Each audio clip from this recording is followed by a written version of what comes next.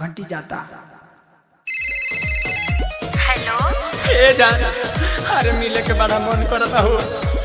जब से lockdown सॉकडाउन corona एक बढ़ के जब से आई तब से अपनी ना मिले। वो काम करो ना, गछिया के पिछुआनिया ना जाना। ना ना ना ना मत यार, दिन भर सब ताश खेले समय। यो काम कर नसिया ऊपर आ जब अब हम ना आए। प्लीज प्लीज आ जाना। कहवा आई? चारू ओरी बंदी चलता, लॉकडाउन लागल बा, घर ही रहा। ए आइबू कि ना? अब हम ना आए। मुजवानी कटा गइल बा, ऊख भी कटा गइल बा, होटल स्कूल कॉलेज सब बंद बा। कहाँ मिलल जाई? कुछ दिन असही गुजारा कर ला। आप फोन रखा। ए यार फोन में धक्का दे देलस रे। त काटी ना साली, लॉकडाउन में ओकरा के बोलावत तू आई पकड़ के अपन बांध हिलावत डंडा।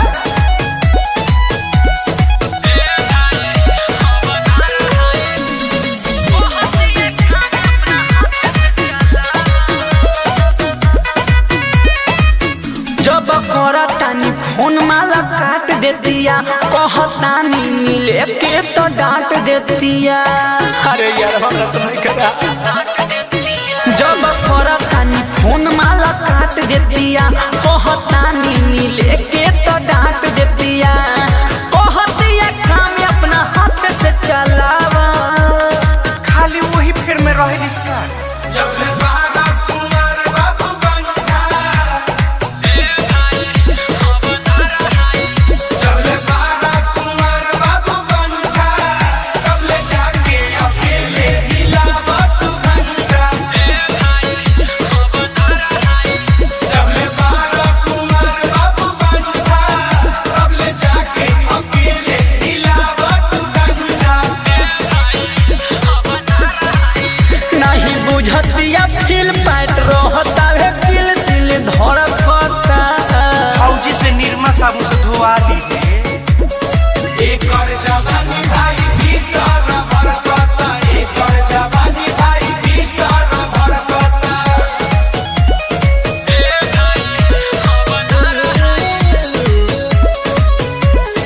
सपना में आके छुए, लार मोर टप टप छुए। बिया बीमारी धरवल है, दावा दियब तो है। आगे आपन हाथ भोला जगन्नाथ रे, दोसरा के कोरोना नहीं हो रहा। ज्यादा गरमी बेधले बाटे का चल जो रे बाबू तेरे कोरा। साले पानी लोग मजाक में जाता। एक मेरे फोन तो नहीं औरी धरावा। रुक धरावतनी। हेलो तू ना मन बका, साथ किधरे होवा का? ए जाना मन नहीं करा। साथ धइले रहेला का हमेशा? फोन रखा।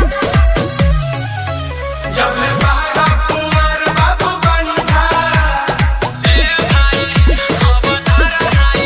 जब बाबा कुमार बाबू बनता, तब ले जाके अकेले हिलावत घंटा।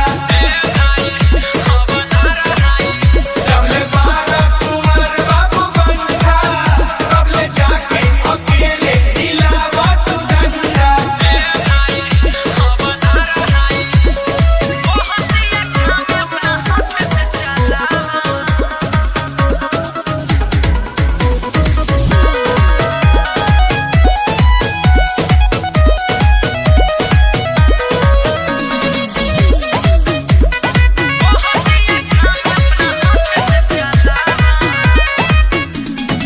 खबले अकेले गुजारी, बुझेले ना उलाचारी। लस लस करता बिछाना, फिजिक रोज हम पसारी। टेंशन ले बेटा देहबो छुराई, बाद में ना अगुओ कोनो आई। तो हम कहाँ जाए?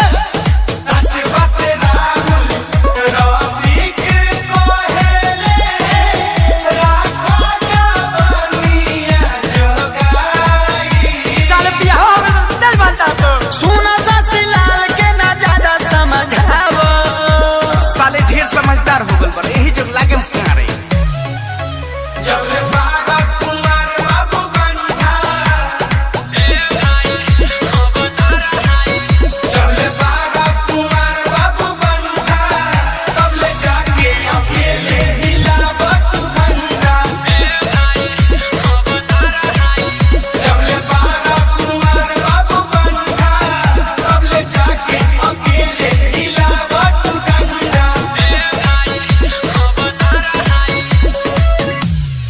करे बहन के ना आई चलो सक रुक रुक रुक तू आम तोड़ ले चटनी बना लो हे चाट के